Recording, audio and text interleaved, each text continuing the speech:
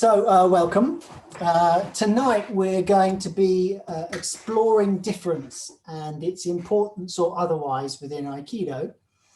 And I can't think of a better way of doing that than exploring how difference is so obvious when we step on the mat. In this session, we're very regularly blessed with one person who's blind. And so most people would just say, well, what's a blind person doing martial arts? Two people that are in wheelchairs. And again, the typical response will be, there's no place for someone in a wheelchair on a martial arts mat.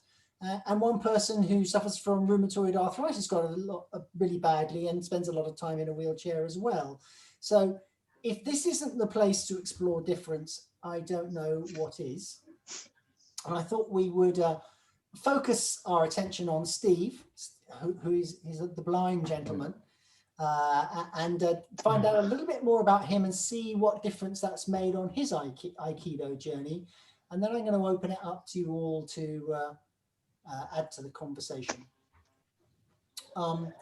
So Steve's been blind since birth, and I've known him quite a long time now. I would say it must be 15 years or something like that, possibly longer. When I first heard that there was this blind teacher, so he not only was a student, he was teaching people as well, it sounded really bizarre, and that was something I had to go and see. So I made contact and I went to visit Steve, and we've kind of been getting together for a long while now. And in the end, Steve closed his dojo and has been coming all the way to my dojo, which is quite a trek actually from Norwich, for the last 5, 6, 7 years, I would think. So I've got to experience what it's like to teach somebody who's blind, which is again a different experience, and learn from somebody who's blind too, because there's a wealth of knowledge in somebody who's practiced martial arts for 50 odd years, which is what Steve's done. So Steve, tell me how you ended up going into martial arts in the first place. When I was at school, I was one of the small people because I was prematurely born, and I was very small, and my dad was concerned that I would be bullied. So jetzt warte mal. Yeah, okay. So why did he send you off to martial arts? Did he think it would make a difference? Oh, hang on, Steve. You seem to be muted all of a sudden. Best if I unmute you, I think.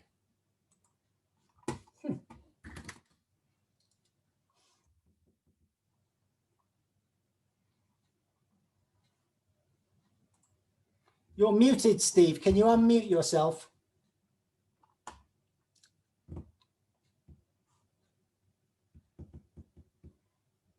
Session's just not going to be the same if you don't.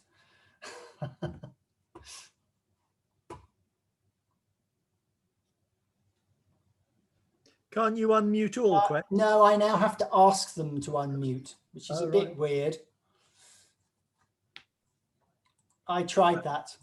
How come I'm the only one who didn't get muted then? Because I know that you can be quiet.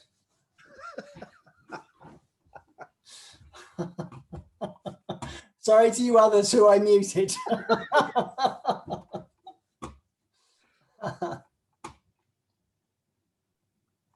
I'll try that one. That's okay. Thank you very much. Sorry about that. Okay, so your dad sent you off. Did you start with Aikido? No, I started with judo. Okay. And I did reasonably well until up to the age of 20-ish. And then I stopped it because I couldn't be in competition the same as sighted people, which is utterly crazy. Could you go along to a judo club to train with sighted people?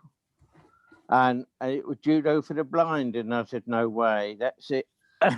So let me put people in up to bring them up to speed. Steve trained not in a special place with blind people. He trained in a normal club with normal people, and then suddenly they sort of segregated them and said, "Oh no, it should be Aikido for the blind." Steve, you got to a fairly serious level, didn't you? Yeah. What grade did you get to? I got 4th Dan in BJC and 4th Dan in BJA. Right. And but then I had to take some of the grades again because of the age when I changed age bit. Right. Move up.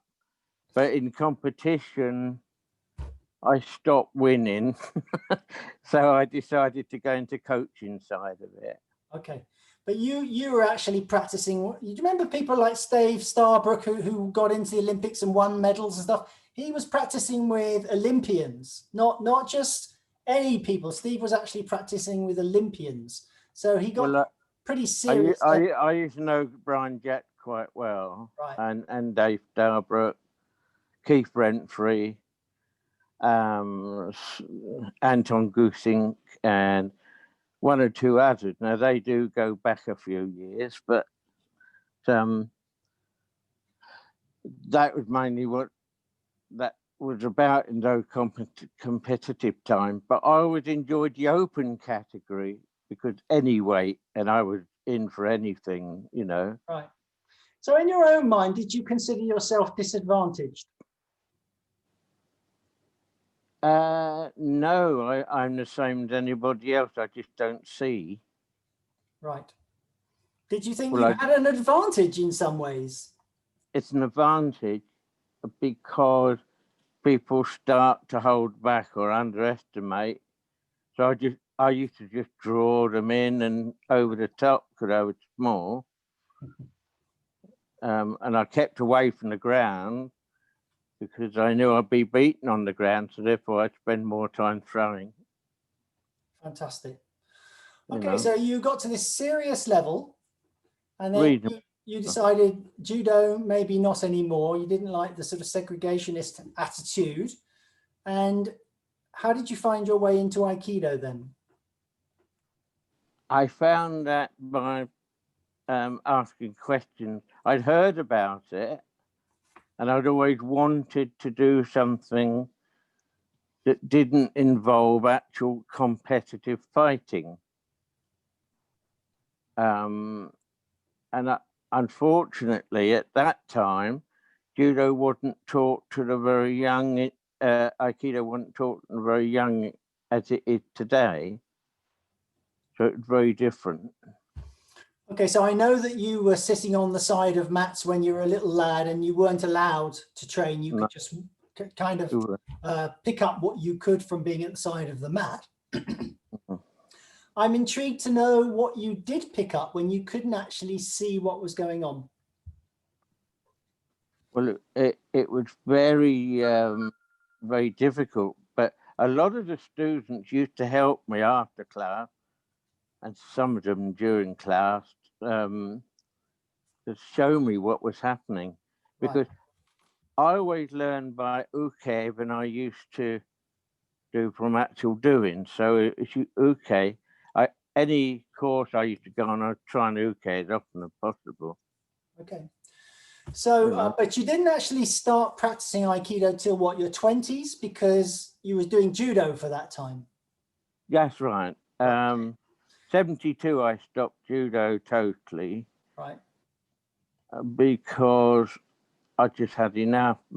Even then, there's a lot of internal politics and stuff, but it didn't interest me. Right. So did you immediately segue into Aikido, or was there a bit of a gap?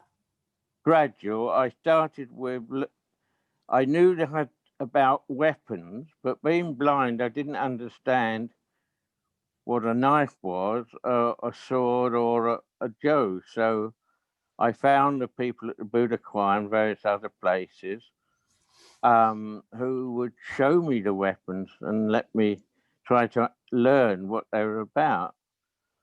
So I learned sticks first. In other words, learning techniques of the stick, which I was very fortunate to get a master's for that. And then I took on the bokan and tanto, and even I still learn every time you hold one. You still got to learn. Right. But the times I got hit was incredible amount of times. But you know, So there was no holding back then. no, not as you with certain instructors. I tell you.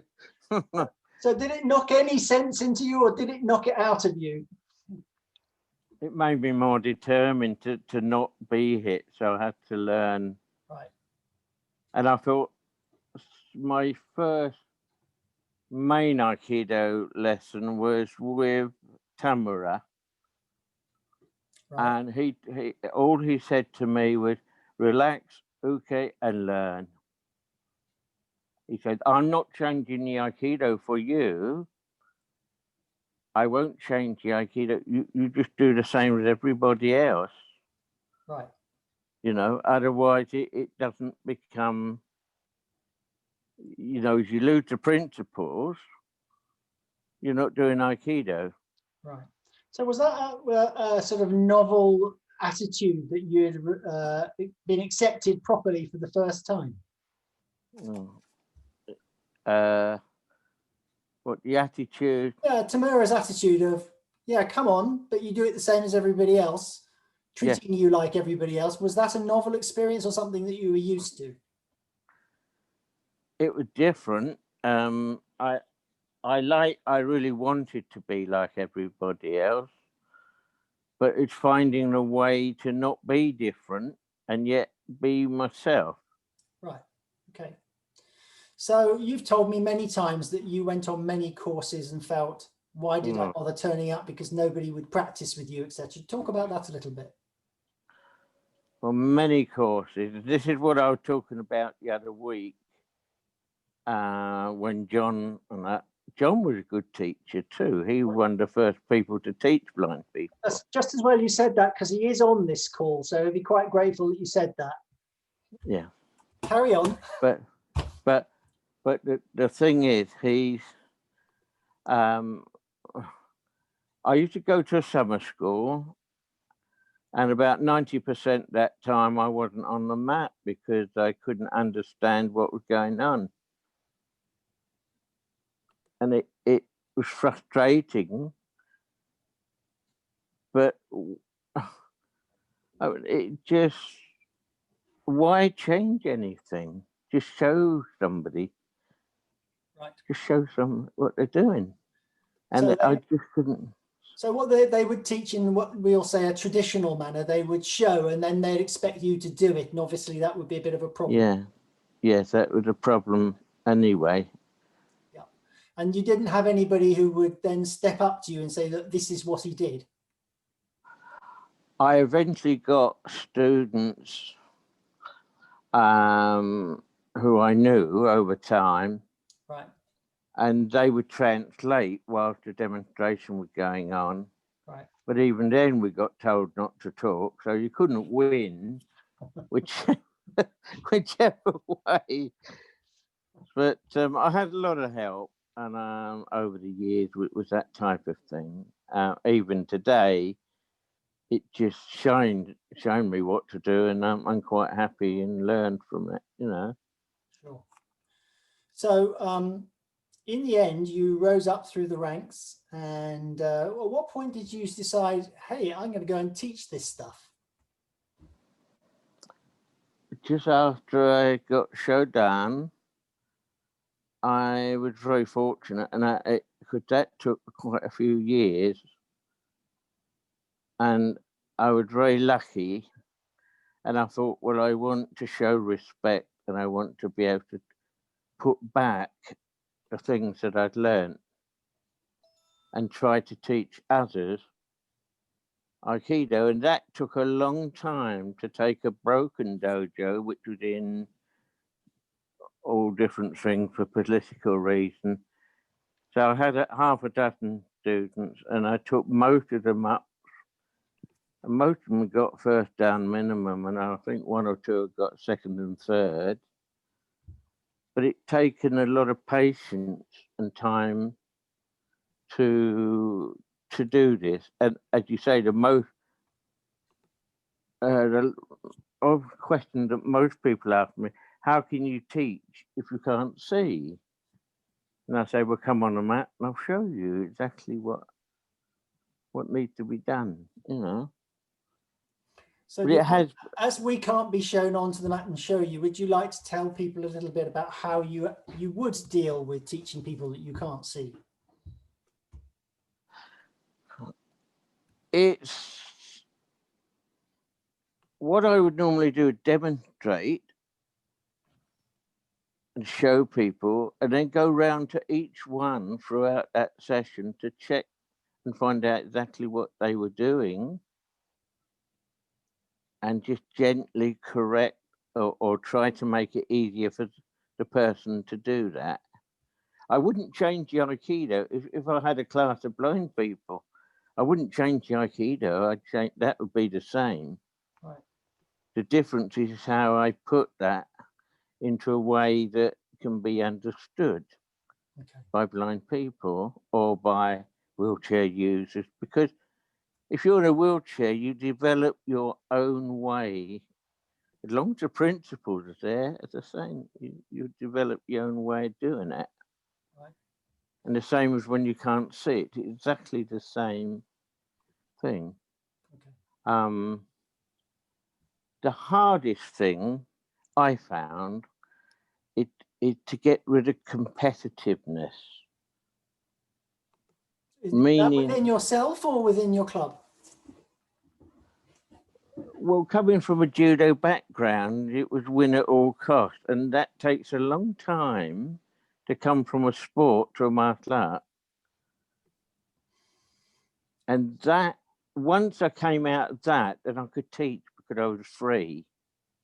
I was free to teach. I knew that it didn't matter who won what, it didn't matter. Just because you can throw somebody in the mat all evening doesn't mean that you're any good. So was there anything particularly that happened that allowed you to kind of break through that barrier? As a teacher, yeah, it's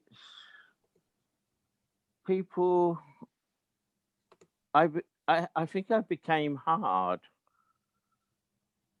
because I wanted to get my point through to people that I think I hardened. And it's only over the last, I would say, 6, 7 years that I started to soften down. Even after all that time, you know? And it's, as you say, very important that the mind goes first in to be able to control the body and so on. So it becomes one. Once you do that, you're free. Right. Okay. You're totally free, aren't you, to teach? You are. So I think what Steve's shown us is that blindness didn't particularly get in the way. So he got to 4th dan and trained with Olympians at judo. He became a cane master. He's risen to 5th dan in aikido. I happen to know he plays in a band with a saxophone and makes some money out of that. He ran his own business, a private investigation agency, and he plays golf to a pretty high standard too, or at least he did in his day, which I just is boggling when I look at my own standard of golf. I just can't believe he did. So being different didn't hinder him at all. I'd like to just open it up at this point. Do any of you have any particular questions you would like to ask Steve? If you're muted, obviously you'll have to unmute. Or are you all stunned into silence? Finn. I'm just really curious about the way that, Steve, you sense Yuki and sense the space and sense about what's actually happening. I think that in my own learning and in learning and working with other learners, it's all about which feet you move, what position you get into, with not so much emphasis on the space and the sense of what's actually happening the connection. So how do you understand or make sense of that connection, and is that different for you, do you think, than for other learners? Steve, could that be translated? yes, he's basically saying, how do you judge distance and when you need to move when you can't see the person in front of you? And particularly the sense of connection. And how what does connection mean in your particular world? Right. Okay. The energy field. It does take that's the hardest part of Aikido for a blind person. I would imagine it's the same for sighted people. To read people's movement, you have to connect the mind, body, and movement together. So therefore, it practice, and more practice until it becomes instinctive. Right. So because when Quentin or anybody in our club does randori with me, I think Jacqueline found out that too, that I don't hang about. You're gone. That's it. You might get a blow in, but that's about all you would get, because that's, it's a freedom of movement to feel, to get into that energy field, the same as somebody else, Piers, I wonder if you, I practice with Steve all the time, so I wonder if you, but you don't get that pleasure every week. I wonder if you could comment on what you've found when you've practiced with Steve. Sure. Just before I say that, it's very interesting, because what you're saying is that Steve is different, but actually we're different from Steve. So Steve can see it. It's a completely different perspective. We're thinking he's different, but actually he's looking at us and he's thinking in his head, we're all bloody different. And actually it's different perspective. Okay, anyway, so the end game here is that we're all different. Exactly. It's just some people are more obviously different. And so exploring that difference is a good thing, at least I think it probably is a good thing, is where we're aiming. There you are. I've given the end game away here. Yeah, totally agree with you. Sorry to blow the punchline. I really, the more I've practiced with Steve and the more I've experienced Steve, the more I'm impressed. Not less than when he taught at the our own ADL AGM, when he made half the class blind by putting masks over our eyes, and we had to become either the uke or the tori and perform. And I was so impressed with that class that I immediately went back to my own dojo, bought a load of masks, closed all the curtains, turned all the lights out, and we practiced in the same vein. And it was so illuminating, which is an interesting word to use about that class. But we learned so much. And then when Steve came on, if you remember a little while back, we had a high grade class where you took one room and I took the weapons class. And it's what amazes me is just how Steve does not appear to have a disability, in the common parlance of the word, because he is completely aware that you're there. And it's like practicing almost with just a normal Aikido person, because his awareness is so great. Yeah. Tim. Quentin. Yeah, that taken years to do that. Yeah, but you make it look easy, Steve. That's all I'm saying. Yeah, but then you embarrass me at the same time. So it's, I'm just the same as anybody else, and we're all the same. So we're all the same and we're all different. It's as simple as that. Quentin. Liz. We're all different because. Yeah. Hi, Steve. It's your mate Liz here. She's got no wine on this occasion.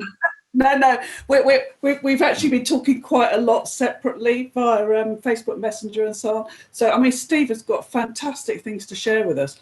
And this thinking about sensing the energy field, this sort of Piers and Quentin, you'll recognise that this was what we were taught in Ki Aikido.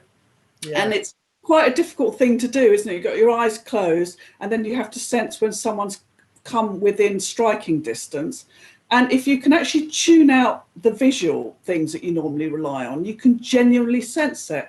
But as a sighted person, I struggle with that for a long time, because the default is to rely on your eyes. And if your eyes aren't there, you rely on your ears. And it's not until you stop relying on both your eyes and your ears that you really feel what's happening and can genuinely deal with what's coming at you.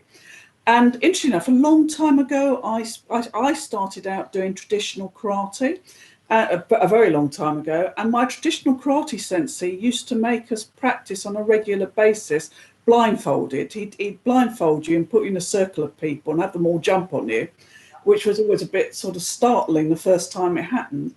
But he used to explain it that you couldn't really understand what was going on if you relied on your eyes. And when people said to him, what's the point about doing this? He said, the day that you're defending yourself in pitch darkness, you'll find out why I've taught you this. So anyway, so that's it. Fantastic. Thanks, Steve. Finn, did you have a point? Just exploring that a bit further, I just wondered if you could say a bit more about what that energy field is, what that key is. Is it just, could it be oral awareness or touch awareness of movement, or is it something more spiritual than that? It beyond that in a way. It's all different senses one uses. For example, as I said the other week, if you go into a kitchen and you leave a hot plate on, you will feel the heat first and then see the hot plate, hopefully, before you see the hot, And it's the same with anything changes in a room, I can feel it happening.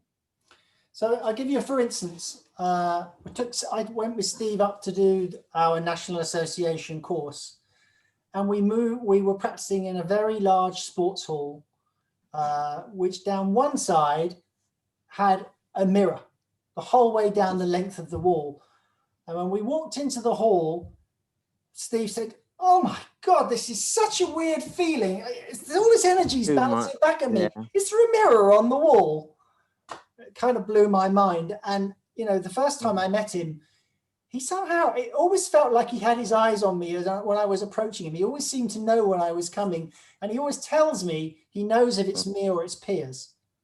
So there's kind of an energy sense, which I'm not sure he can always put into words, but he has an awareness that most of us have limited our skills on. Let's just put it that way. I didn't like that place at all. No, but you knew there was something weird about it. That's the point. Yeah. Okay. So Paul, you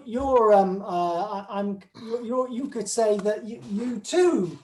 Many people would say, "Well, look at this little 70-year-old old man who's got Parkinson's. Who's he to teach martial arts?" What's your take? Well, it depends what you mean by martial arts. Well, I had, as most of you know, I had Lyme disease a few weeks ago, and it really put me out on top of the Parkinson's. But what I applied from the martial arts, I'd say yes, and I would force myself to be able to move. Otherwise, I would have stayed stuck on the floor. That's martial art.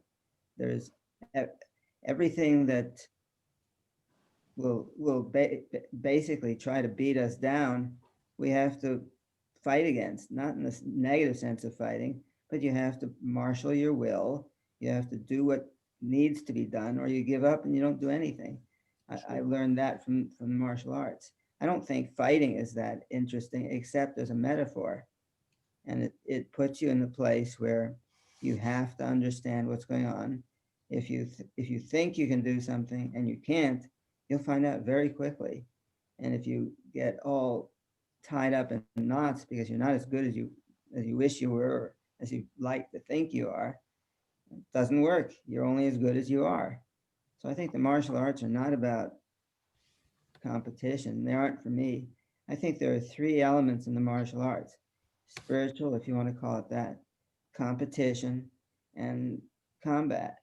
And I think that you can't get all three, I think, out of the same art, because the two of them you can, but the third will be very different, whichever the third is.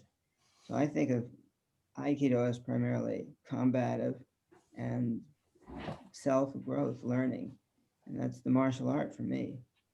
I don't get into fights, but except verbally, of course. But that's the old philosophy major coming out. Mm. Does that make sense as an approach to Aikido and what martial arts could be? Yes.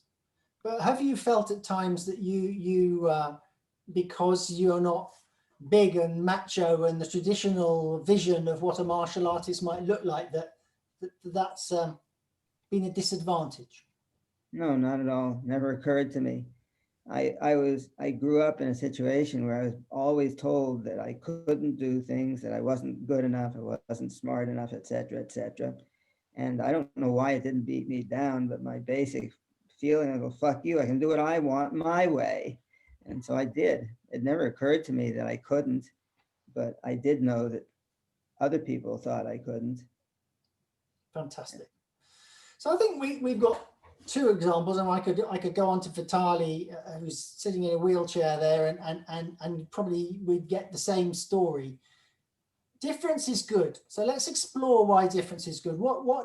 How does that help us learn in Aikido? So this is where I'm going to open up, and we can just try and tick them off one by one. Why difference is helpful?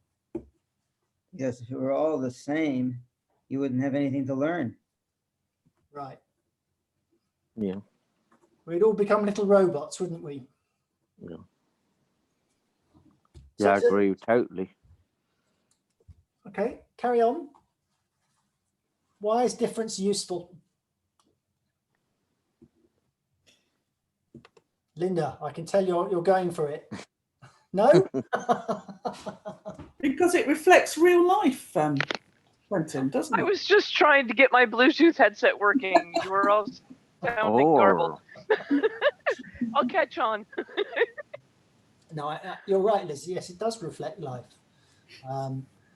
So if I think of some of the times where I've learned the most on the mat and off it, actually, it's usually where something substantially different from the norm has happened. Is that not the case for all of you too? Joanna?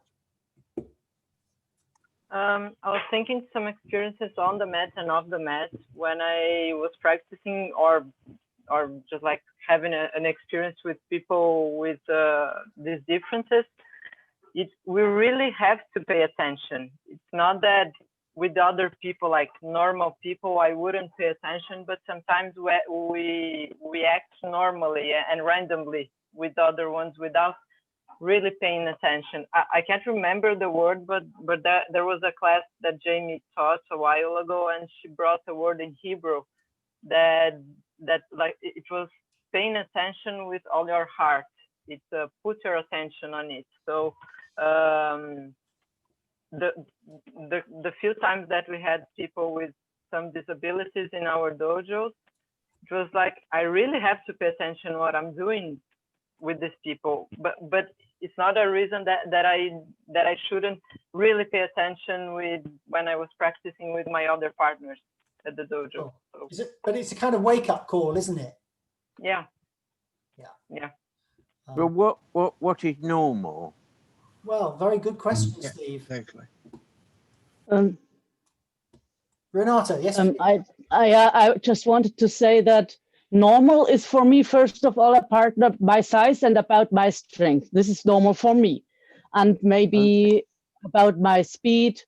And when I've got people who are different from me, and after all, also in addition, different from each other. For example, we've got somebody in our dojo, he's 2.5 heads taller than me. And we've got one man, he's extremely strong. And when I practice with really different uke as a nage, or even the other way around, but mainly that, I learned the principle, whilst when I practice only with someone very similar to me, I only learn movements. Yeah, brilliantly said.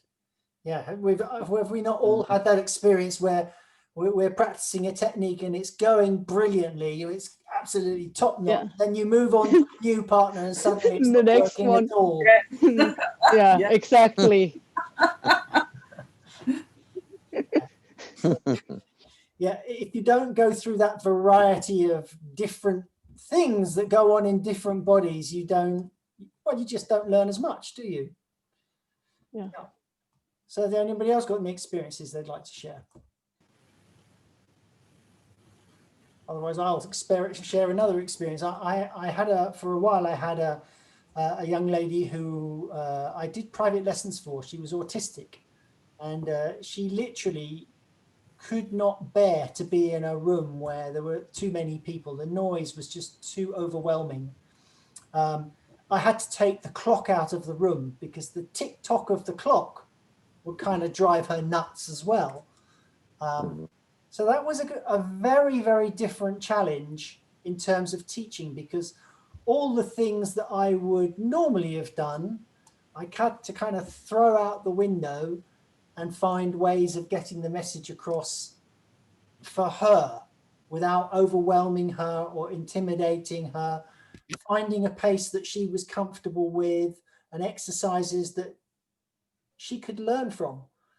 And the amazing thing was that, I mean, she really enjoyed it and she learned a lot.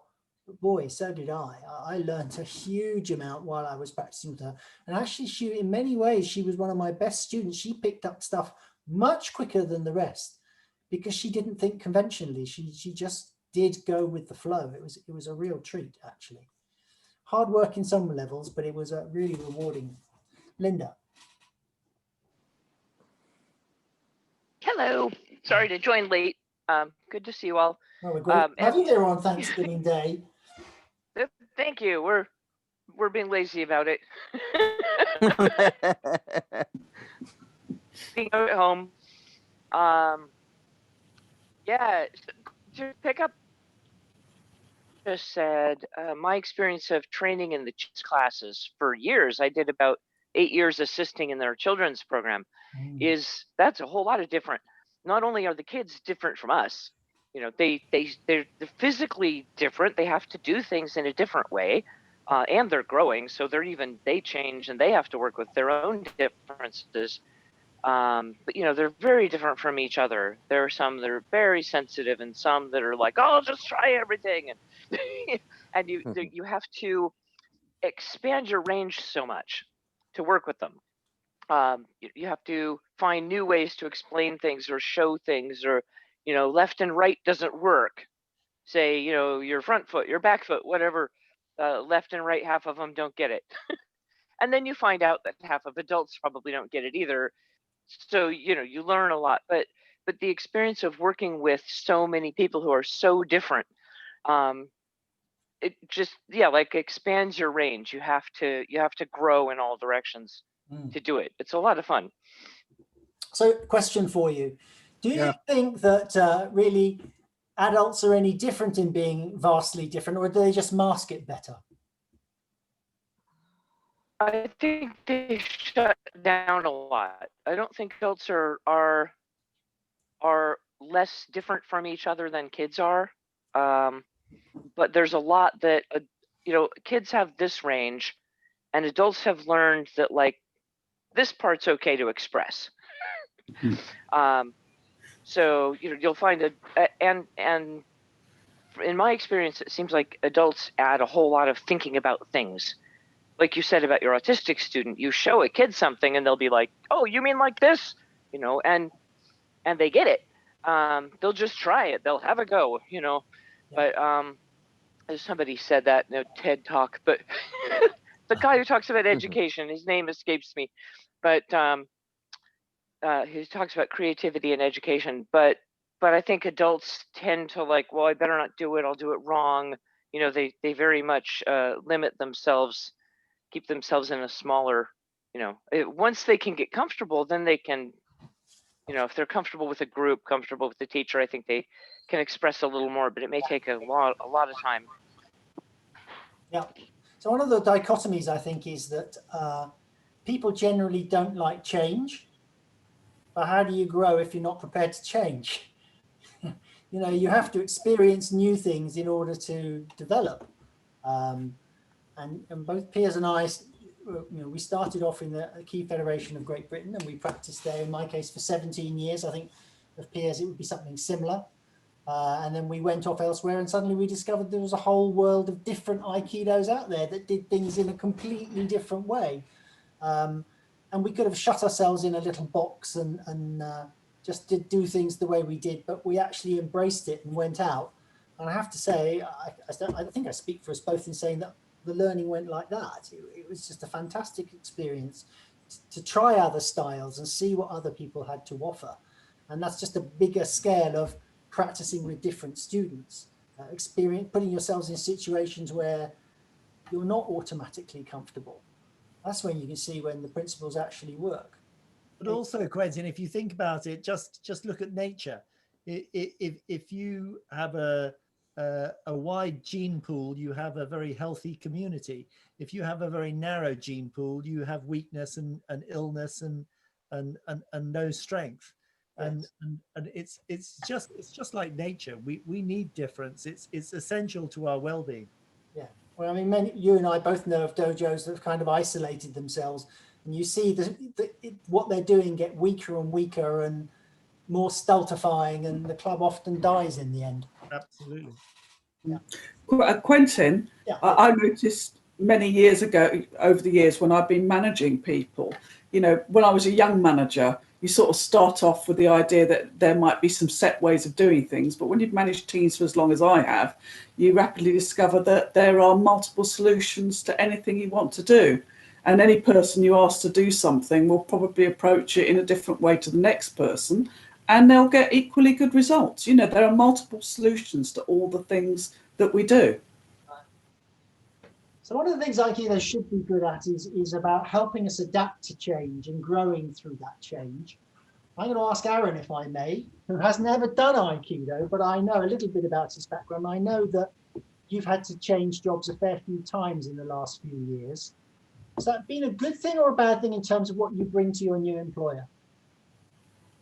Yeah, it's always good. I mean, I've worked for companies in a very established way for very long periods of time. And I worked one place for 15 years.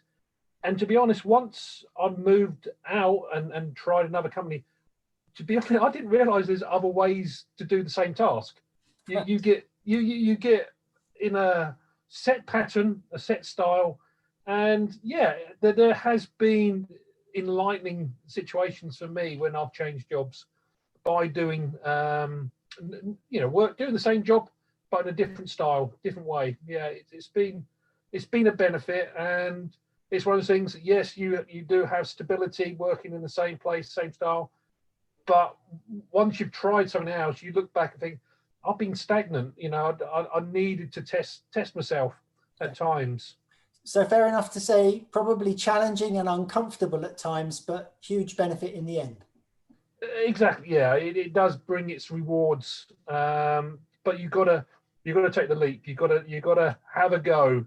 You got to accept that you will fail at times, and learn from it. Yeah. But Quentin, there's also, I wanted to just reminded me. You said it. Have you ever had any experiences of difference? And I remember. Do you remember when we went up to Phil Smith's course, where it was the Aiki extensions, one of the first ones in the country? Yeah. And at one point we were partnered off with a different Aikidoka of roughly your level. And I was with this guy, I don't know, 5th or 6th Dan guy, really nice. And the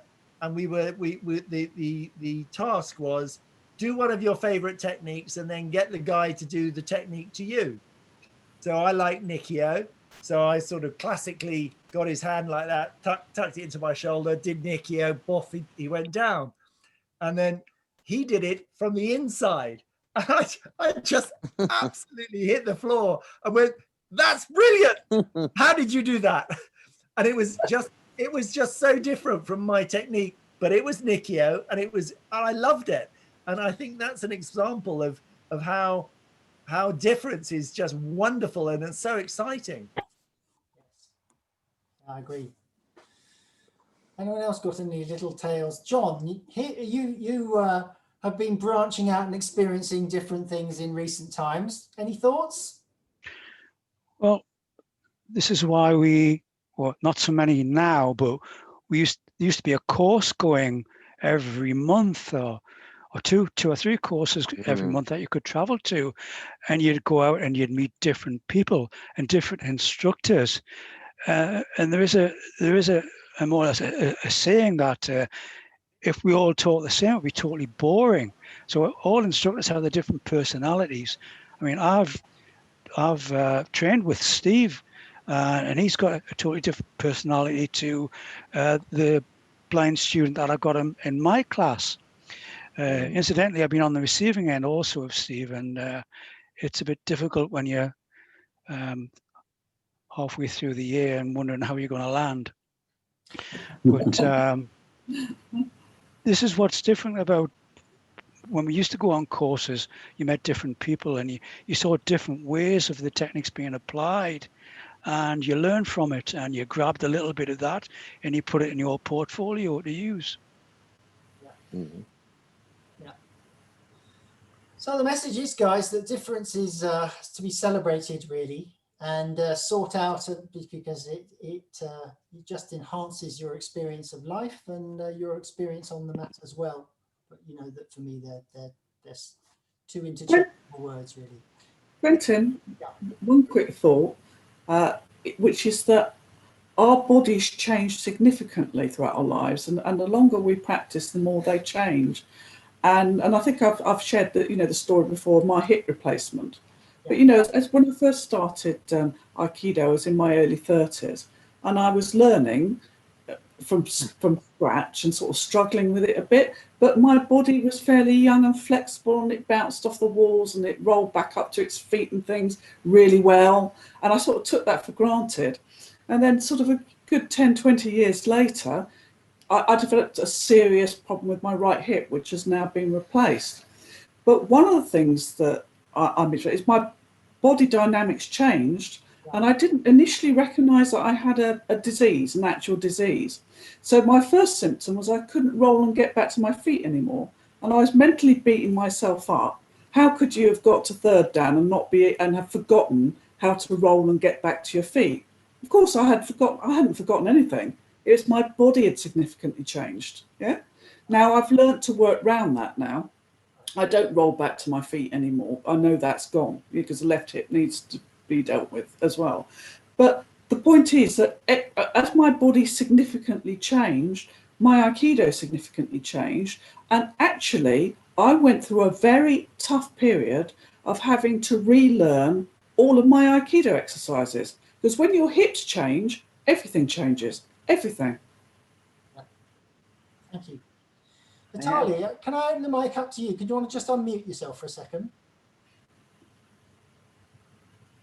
Okay, so you've been in a situation where you were very able-bodied and fit. You were lifting weights and doing martial arts and all sorts of a thing, and then all of a sudden, life decided to hit you over the head with a hammer, and you developed MS. So how has it been for you coping with a very different perspective on life now? And what's it taught you? Anyway, I prefer never stop. So I still I continued lifting weights and everything when I had it, because I realized that the only way for me to overcome, somehow to keep myself running, I have to do something. Otherwise, I never cared about meds. I tried everything. I tried different meds, and I had my bone marrow transplant and everything, but nothing helps. The only thing that helps is myself. So I did as you said, I did a lot of stuff during my life. I did different combat fights and all this street fight and everything, but not being able to do anything. I always liked and I looked at Aikido, and I was thinking, okay, this is what I would like to do later on. But when later on came, it appeared to be that I can't do that. And then one day I just met a teacher. He came to my house and I talked to him. And he said, okay, let's try to do that. And he started telling me and explaining to me all the principles and all the aikido stuff. And I'm really thankful to him, and I'm thankful to any teacher who does it, because they need to have a lot of patience. Because we sitting in the wheelchair, we think that we are normal people and we want to do this and that. It's so cool how it's done. We want to do the same. And right now, for example, if a new person rolls into the class and he wants to do this and that, and it really takes a lot challenging for teacher to explain, to find the way how to explain. For example, one day the guy without hand came for our class, and I was like, okay, here you go. Here's another challenge for you, how to explain, how to make him to do this technique or that technique. And our teacher is really great, and he helps. He's a student of Terry Azra, and he's really great. He takes all this and he thinks, he's using chairs and everything. He does a great job. So, but anyway, all this made me thinking a little bit different now, because before I was thinking about my physical stuff, but right now I'm more about inside and my thinking, my key energy, and I do qigong also, which helps a lot. So I'm trying different stuff. But the one thing I wanted to say that we want to be treated like normal people. We don't want to be treated differently. Well, as we said, what is normal? Yeah, you never know. So I mean, I think the interesting thing for you is, or for me with you, is that you might have changed the direction, but the direction has been forward, forward, forward. And I wonder if you see actually that although there are obvious negatives about being in a wheelchair most of the time, that there have been things that you would have learned that you never would have learned if that hadn't happened. I think maybe the things that I started to treat people differently. Right. Because I'm trying to, and maybe to feel more other people pain, also to have more sense to other people. And when they trying to do something, you try to understand why they're doing that, not just going just my way. I'm trying to accept everybody and to feel them. So it's made you more empathetic. Yeah. Brilliant. Brilliant. And has that changed other aspects of your life as a result? I would say a lot of things, like I do a lot of social work over here, so I'm trying to get attention because, being a person with disability in Russia, it's a really complicated thing, and we need to fight our way through. So because there's no ways to get access to any places you want, and there's no ramps or anything, and you have to help other people. And for example, in my home city, it's 44,000 people with disabilities. You can't see them in the street because one day they wanted to do something, they were told we don't have facilities for that. And that's what we're trying to do that, and we're trying. I myself trying to use aikido way to like we were talking about aikido in business. So we do the same right now. When I'm working with a local government or somebody else, when I'm talking to them and when they want to do nothing, and we are trying to negotiate all the time, and that also helps a lot. So I'm trying to use all my force to help other people. It's not like I'm doing just for myself. Like one day I told if I manage to pull one person out of their apartment and to do something. I would say I served this world, right? And I'm done with my mission, but right now we're trying to put some commercial on to get people out of their apartments and do something with their life to change it somehow. Yeah. Yeah. You know, what's wonderful is how you want to give back. And I think some people could become very bitter as a result of what's happened health-wise for you, but that's not been your reaction, and it's not Paul's reaction, and it's not Steve's reaction. I'm now almost feeling that maybe it takes something horrible to make you wake up and realize that you have a part to play in the world, and to give something back, which you all do, which is amazing. Guys, we're about on the hour. That was fairly wonderful for me. Very inspiring, just to see how taking on board differences can be so positive rather than resisting it. And that seems to me one of the central messages of Aikido. Never anticipate, just take what comes your way, provide an appropriate response. You can't control much. All you can do is make sure that you're ready. And that's what our practice is all about. I've got something perhaps to end with. Please do. Life is a good news, bad news joke. The good news is that through pain and suffering, we gain wisdom. The bad news is that there's more good news coming. I like that. It's a Paul Linden classic. Oh, by the way, if I've looked distracted at any point during this session, it's because I'm attacking them. Don't worry. Cats are allowed to do that. Oh, we got another cat attacking. He's a beautiful cat. Okay, well, I'm going to love and leave you. Thank you very much. I hope you enjoyed it, Aaron, and it was interesting. And enjoy your turkey, Linda, and Paul, if you're having one. And Yes. next week, we'll be looking at preparing to succeed. Okay, that's good. I'm parish counselling next week. So. Okay, well, you'll just have to learn the wisdom after the event then. I will. Okay. Thank Thank you very much, all. Thank you. Bye, Much everyone. appreciated. Happy Thank you. Thanksgiving. Thank you, Quentin. Thank you, Bye. everyone. Bye.